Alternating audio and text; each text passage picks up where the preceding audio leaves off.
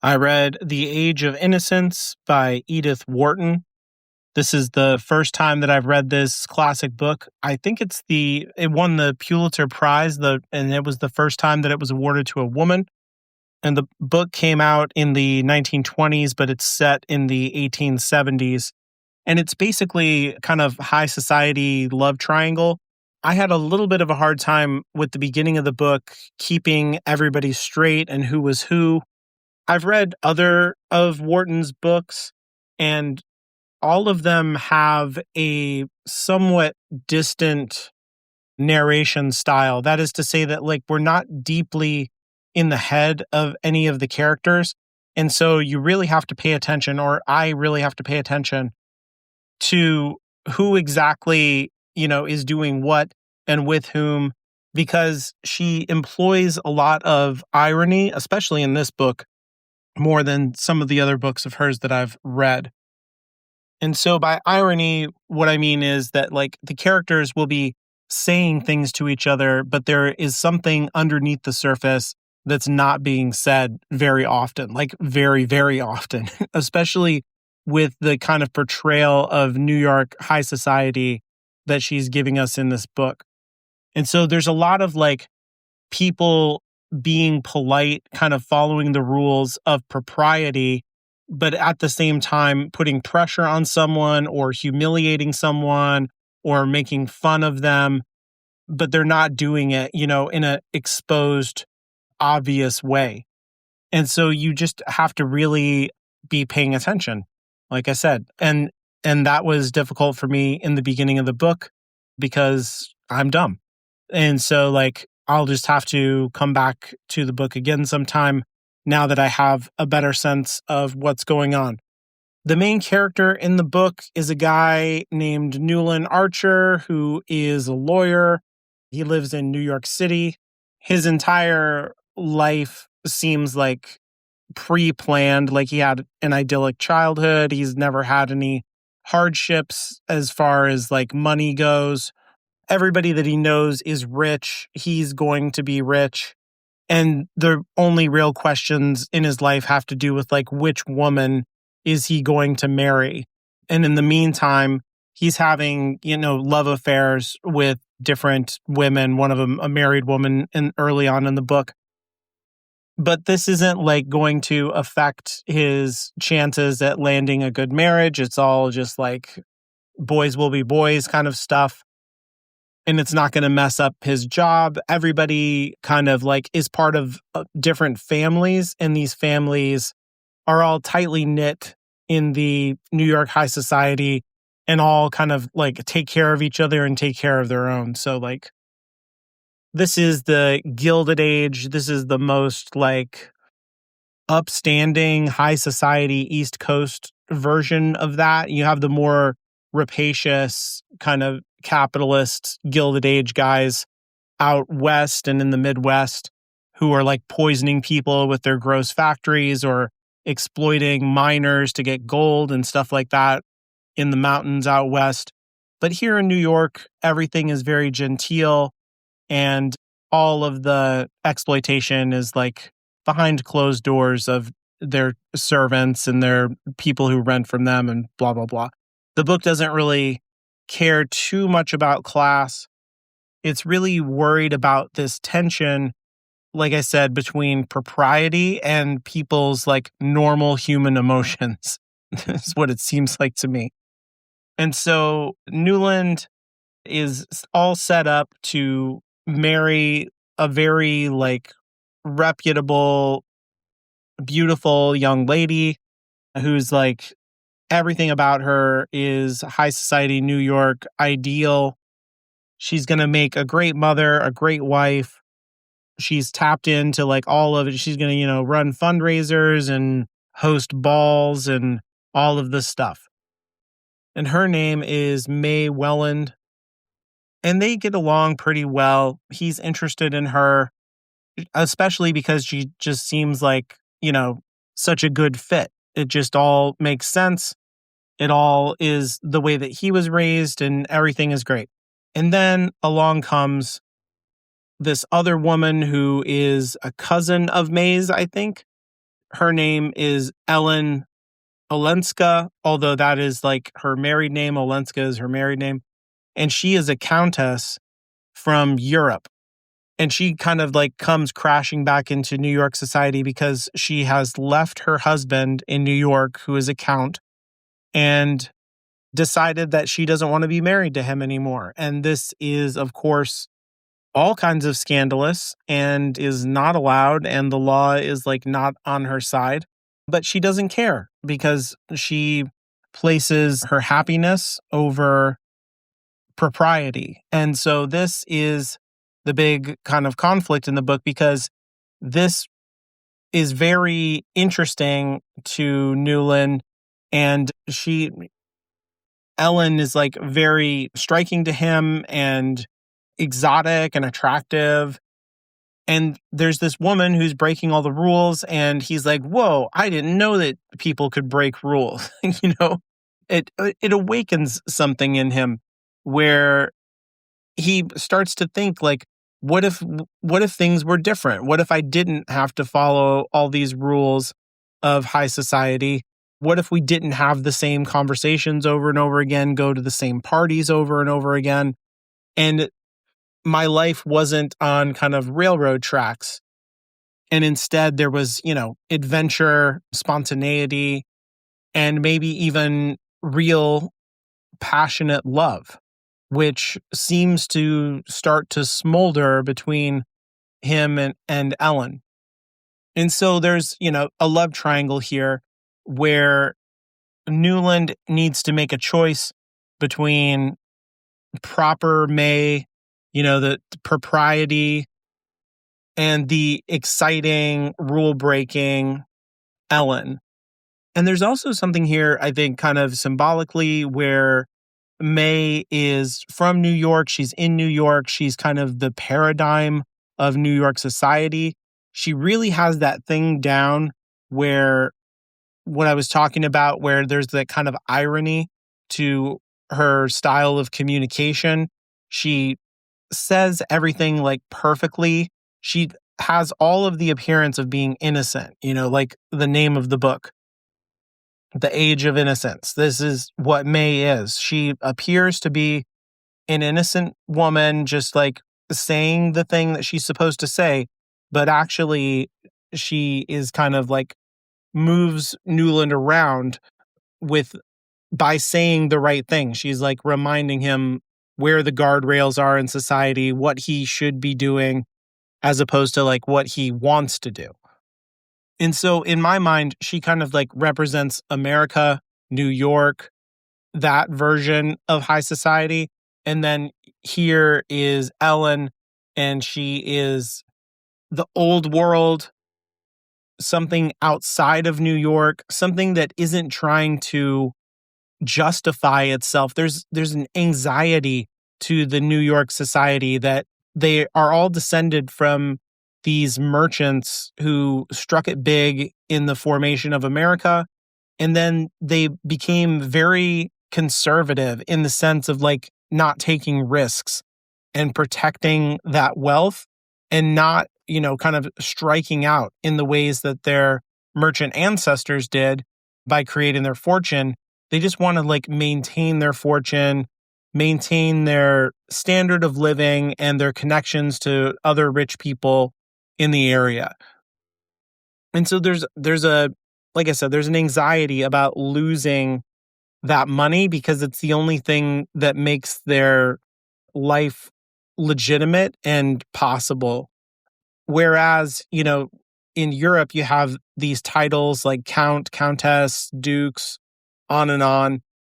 And so you kind of like inherit your rank there, and money isn't always the thing about it. Like the power allows you to create wealth with the titles. And so there's a little bit more of a relaxed feeling to it. And certainly Ellen is not so worried about propriety and doing and saying the right things. There's more freedom with her. There's less worry in her, especially because like there's huge consequences in her life for this decision that she's making. And it also throws in Newland's face the inequalities between men and women. And this bothers him as well, because it seems to him that she should be able to leave her husband if she wants to, the same way that a husband would leave a wife if he wanted to. That's completely allowed. And she came into the marriage with a certain amount of money. And this is part of the reason why the Europeans are interested in marrying Americans at all, because Americans have the money. Like, money matters. Like, I just said that it doesn't matter because you have the rank, but money matters to the European side of aristocracy. And so Ellen is useful in this way to the Count. But if she leaves, she wants to take her money with her. And this is like a big problem to the Count. But to Newland, it seems only fair that she leave with what she came in with. I mean, that's her money. So, like, why can't she leave with it? And so he sees the ways in which propriety is covering things up that seem unfair. Propriety is stifling strong emotions, a sense of adventure, and any kind of newness. And so the world feels like very bland to him in New York. But he's also, since he's raised in this society, he's scared of these strong feelings. And he is worried that he's going to completely fall in love with Ellen. And he pushes May to be like, let's just get married faster. Like, let's just get it done so that I stop feeling tempted to go do this thing. I mean, he doesn't say that to her in that way, but basically that's what he wants to do. He wants to get married so that he will stop the process of falling in love with Ellen. But May isn't sure about this. I mean, they got to get married in the right season. They got to get all the right people at the party and on like that. They've got to do it the right New York way. Like, what are you talking about? Hurry up the timeline. And he's like, he just kind of throws his hands up. He's like, oh, whatever. Like, I can't make this happen. And he spends more and more time around Ellen, and he falls for her. And then he makes a confession to her that he's in love with her. She confesses that she is in love with him as well, but she doesn't want to hurt her cousin May, and she doesn't want Newland to break up the engagement just to be with her. And then, like, after all of that happens, May communicates with him, I think via telegram, and says, you're right, let's go ahead and get married sooner. It's fine. And so he gives in to the propriety and does the quote unquote right thing. Something that goes on in stylistically through this whole thing that I think Warton is really good at, even though we're not deep in the perspective of any character, she has a certain remove, as I said, in her narration. She does not abstractly make claims about people and say he felt a swell of love for her and blah, blah, blah. And she was overwhelmed with her feelings of this blah, blah, blah, blah. She's not writing like that. They say things to each other, Newland and Ellen, and they have very brief kind of physical descriptions about kind of looking away, color coming into Ellen's cheeks, Newland fidgeting with this or that, or walking across a room and looking through a curtain as he gathers his thoughts or tries to calm down his feelings and things like that. And so I guess what I'm saying is she's kind of showing us the reactions instead of telling us exactly what's happening. And then she's also locating these really overwhelming emotions in the bodies of the characters. So they have physical reactions to their emotions, and that is just really well observed. It's what draws me into the narration, even though it's it has this distance to it. She's allowing me to kind of put the pieces together on one hand, but the observations are so keen and so human that I know exactly what that feels like in the way that they're reacting. Like I know the exact emotion that the character is experiencing because she picks just the absolute right kind of physical manifestation of the emotion. And I also think that like if I had read this when I was younger, probably would have not enjoyed the book very much and would have been pretty fed up with the entire story probably. But I think if you have been in love with someone that you can't be with and you experience that very particular emotion of the entire thing is forbidden, it's not possible, you both want it, but the timing's wrong, and all of these kind of things is just kind of the excruciation of that. Is that, I don't even know if that's a word what I just said, but it's kind of excruciating, but it's also kind of sublime. There's a real like double tension to that whole thing that is like a real, like people say romance, but to me that really feels like in the old style of the word romance, like two feelings at the same time, the way that like Lancelot loves Guinevere, but he can't be in love with her because it's wrong. But that makes him love her all the more, the way that it's forbidden and on like that. So like the double tension there is just a very particular kind of feeling. And I don't know, if I hadn't ever felt that way, then I would have not much time for this. And the other thing about this that I think is really important and very true and captures something, not just about this particular moment in New York society, but in general about coming into adulthood, is the fact that being an adult means that you have to make these choices where whatever you choose to do with your life, whether it be, with a romantic partner, a career, or whatever the choice is, that means that you forego every other option in that category.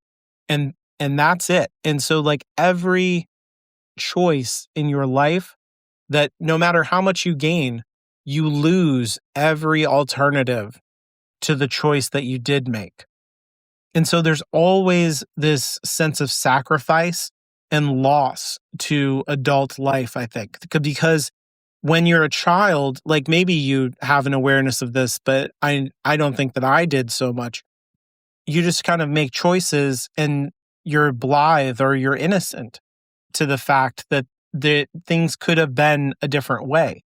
But the older you get and the more sophisticated you become, I think you grow an awareness of all of the other ways that your life could be going, and that you are choosing, or maybe you are being forced into choices that foreclose all of those other options. And so Newland is at this crossroads where he's not married to May. He could be with Ellen, or he could be with May. He could stay in this high society, very safe, very like he understands it. There's a certain level of comfort to it. Or he could have this excitement and passion and possibility of an adventure to his life, but also a great risk because Ellen is a person who has scandal all around her, and she's probably going to lose her fortune. She's in disfavor with her own family, let alone with her husband's family. And so that would be a very risky move for him. Whereas May is, set up from a very nice family, and she has money that she's coming into the marriage with. And also, all the financial security of her family. They're going to make sure that their kids are taken care of, that they have a house when they get married, that they go on nice European vacations, and on like that. And so in either one of those things, there's all kinds of good things that he's going to lose. But he, has to look at what does he really desire, and what is the meaning of that desire in the face of everything that he's been raised to do. And the other cost to the whole thing is not just like the possibilities of life that are laid out before him, but I think also the kind of inertia or pressure of his society, the entire network of people who are in his family, his group of friends, and even the women that he's had love affairs with. How is that all like putting pressure onto Newland to stay in this New York society? And how I think that Warton is kind of exploring, like, how does an individual bear up against that immense social pressure from hundreds of people? Because what happens, of course, is that Newland and May get married, and he tries to just be like, the whole thing with Ellen, it just was never going to work out. I just got to let go of it. I got to commit to this marriage, and I got to be a grown up about this whole thing and just forget about Ellen. I just got to, I'm married to May, and that's that. But of course, he runs into Ellen again after the honeymoon and everything, and she's not going to go back to her husband, and she doesn't care about the fact that her family is cutting her off and her husband won't give the money back. So there's all kinds of immense pressure on her, but she's kind of prioritizing her desires and what makes her happy and what she needs. And Newland is attracted to that all over again. And he tries to find any way that he can to worm out of his marriage, to get away from May and be with Ellen. And she ends up moving back to New York for like other reasons. And the two of them kind of carry on becoming closer and closer. I can't tell in the book. This is a thing that I have a problem with in books. If they're actually having any kind of sexual affair, it's certainly like an emotional romantic affair. They're very passionate about each other and into each other. And I don't need for them to like have any kind of physical expression of that, but it's just literally not clear to me in the book because I'm a real dummy about this kind of thing. But in any case, they keep seeing each other again and again, and it's not like friendly. You know what I mean? Like Newland is careful to like sneak around, and he doesn't want his wife to know that this is happening. But nonetheless, like even though he sees her, she'll say one thing to him, but then he'll get news from his friends that like something else is going on with Ellen. And she's like making choices to like, she's going to go back to Europe. She's going to leave New York. And she didn't talk to him about it. And all of the bad news that he gets from people about Ellen is never from Ellen. It's always from other people. And that feels to me like New York itself kind of putting pressure on him to stay in his place and to perform, his role of propriety in high society and like do the quote unquote right thing. But also this like lack of communication between people is a huge theme in the book. Like I said, people say one thing to a person's face, but their meaning is like under the surface.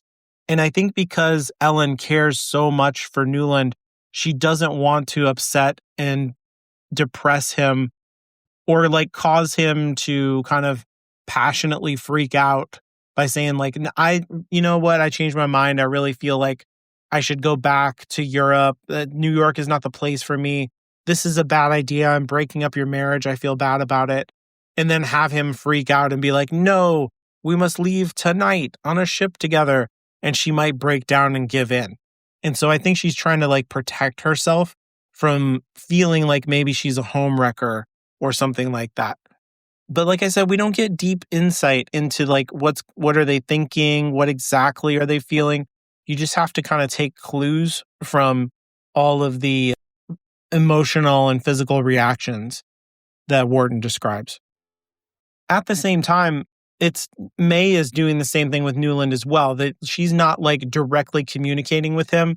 There's a lot of like, I would say like going behind his back, but he's literally like cheating on his wife. So like, I'm not saying that she's doing something wrong. There's just like not direct communication in this culture of, this time period in New York.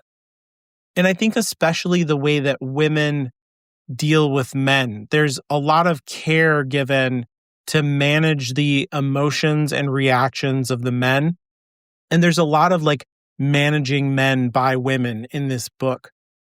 You see it in May's family, like her mother, and the way that the dynamic between her father and mother, she's like definitely in charge of the marriage, and the husband just kind of like whatever way that she's steering the ship, then he's like, yeah, that's the way we're going.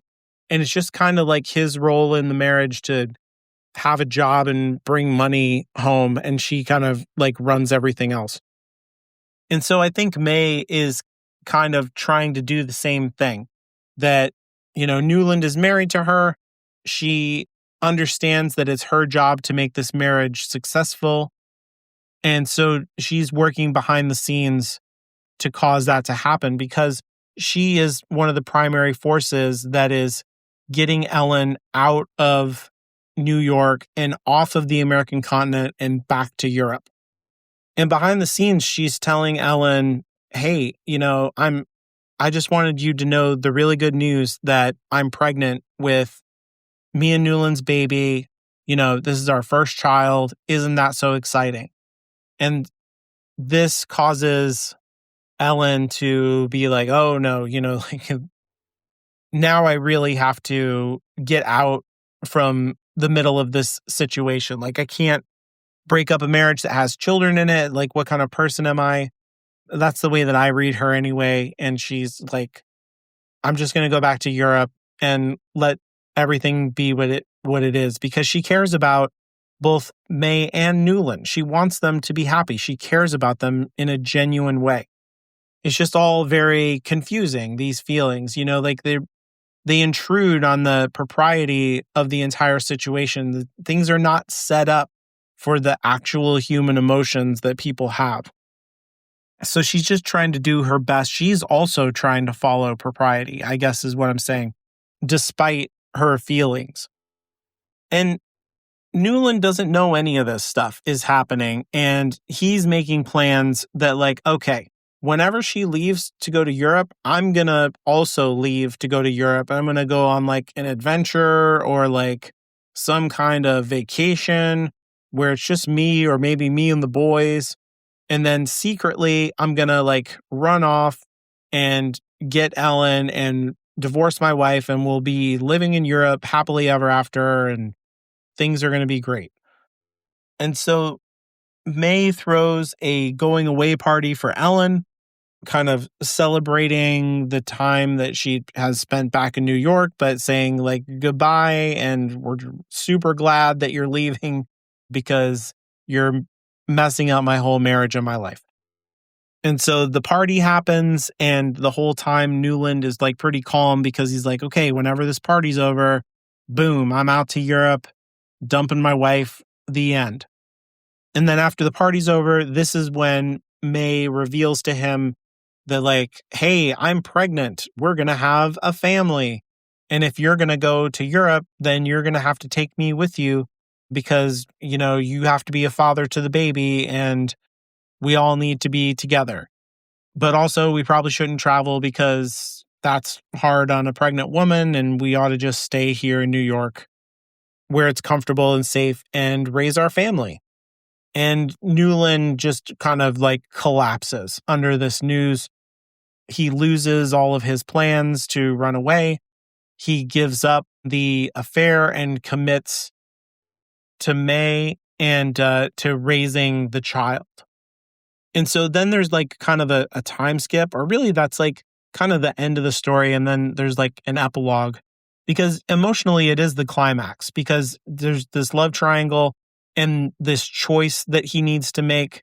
And he allows himself to be boxed in. He's outmaneuvered by May, who up to this point seemed like very innocent and just like, ho hum, I'm just like doing the thing I'm supposed to do. But actually, you see that she's kind of like a player. She's a background manipulator in a way that like is not malicious, but I think shows what a competent navigator of this society she is. And in this society, she's doing everything that she's supposed to do to be a good wife and mother. And so within the boundaries of propriety, her actions are virtuous. But I think in our experience of the novel, we're really rooting for the genuine, passionate, emotional love connection between Newland and Ellen, and May is kind of a antagonist to that whole thing. And so it feels mean for her to tell Ellen that she is pregnant. She's not even sure she's pregnant when she tells her at the time. And then kind of shove her out the door with this party and not ever really have a talk with her husband about her suspicions or, what would be best for them or how he feels about any of this. And just like assume that he's going to stay because that's the thing that's expected of him. But that in fact is what happens. And the book has this epilogue that takes place 20 something years later, and culture has like shifted a lot. Newland's children are grown. This one child that she was pregnant with at the party is a fully grown man now, and they take a vacation together to Europe, and they stop where Ellen is, and his son sets up a meeting for the three of them. And at this point, we find out also that May has passed away. And so he's not even really like married anymore. He's a widower. And so it feels like, oh man, there's this chance, like he kind of like quote unquote did the right thing.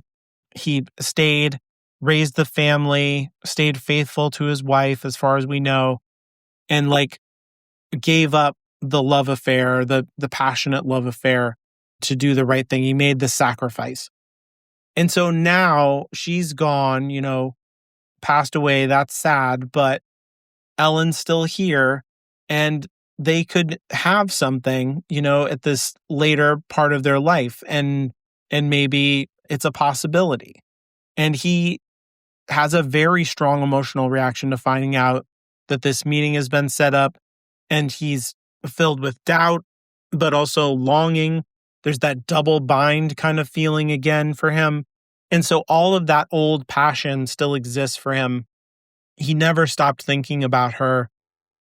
And yet, when they go to where she is, he won't go into the building. And this propriety that was instilled with him inside of him from his childhood holds him back, and he's not willing to let it go. And he just fosters those strong feelings, but never acts on them. And that's the end of the book, which is like, what an ending. Like, it's such a knockout punch. Like, oh my God. It's hard to say if it's like a happy ending or not. It's such a interesting choice. I think it's like a really, really strong choice on Warton's part, because it's like the kind of thing that won't let go of you after you close the book. You're like, oh my God, Newland, what? Are you kidding me? And I think emotionally, there's a lot of truth there. It makes, through the whole book, there's a kind of emotional cowardice to him. And in a real, like, he's in love with being in love. He longs to have adventure, but never does it. And there's really something there, I think, that he can't feel that double bind feeling. He can't have that longing for adventure if he's on an adventure. And so I think there's something inside of him that gets a real enjoyment from being in this position where he can't be with Ellen, but he can be in this kind of excruciating love with her because of that. And he kind of enjoys the excruciating love more than he might if he was with her. Like, that would be really risky. Like, what if he doesn't feel the same way when he's actually with her? Or what if it all changes, once he's with her and it's like, oh, then there's humdrum and it's all not this like kind of fantasy that he's able to maintain by not being with her. And so there's a questioning of like, was he ever really deeply in love with her? Or are these feelings just a kind of like narcissistic reflection of his own? He desires to desire, and it's not even about Ellen, maybe. So we can see why the book is, has this amazing response to it and wins the Pulitzer and all of this stuff, because it's like so strong, but also I think captures this very particular moment in New York, which I think Warton herself grew up in. This is the same kind of themes that she writes about in other books, this interplay between America and Europe, the high society life, and how it's not all it's cracked up to be. There's glamour there, but there's also like all of this vicious pressure and this double dealing and all of this irony built into the society that feels really poisonous and bad and suppresses the true emotional life of the people who are in the culture. And so we tend to think of these people as the most privileged, having the most access to the good things in life. But I think Warton draws out the ways in which it comes at a high price to be in this rarefied air. And I don't know if I really like feel bad for these people, but they would have to give up everything they ever knew to have something different. And that kind of moral bravery is rare. I don't know if I could do it, if I was in Newland's shoes.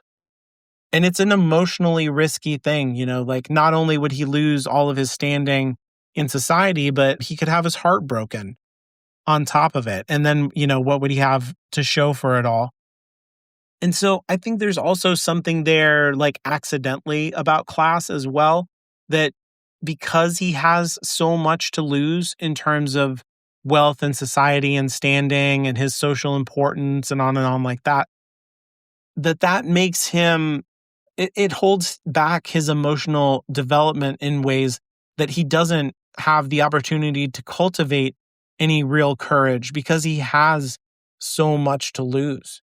There's so much kind of gravity or inertia to his social situation that he can just never pull free from it enough to get his own emotional independence, I guess.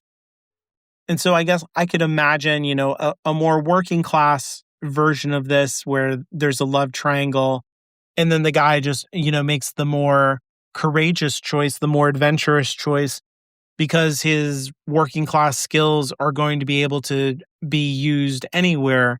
But Newland only fits in to this New York society. He needs to remain within the constellation of power that he was born into on this East Coast upper crust situation.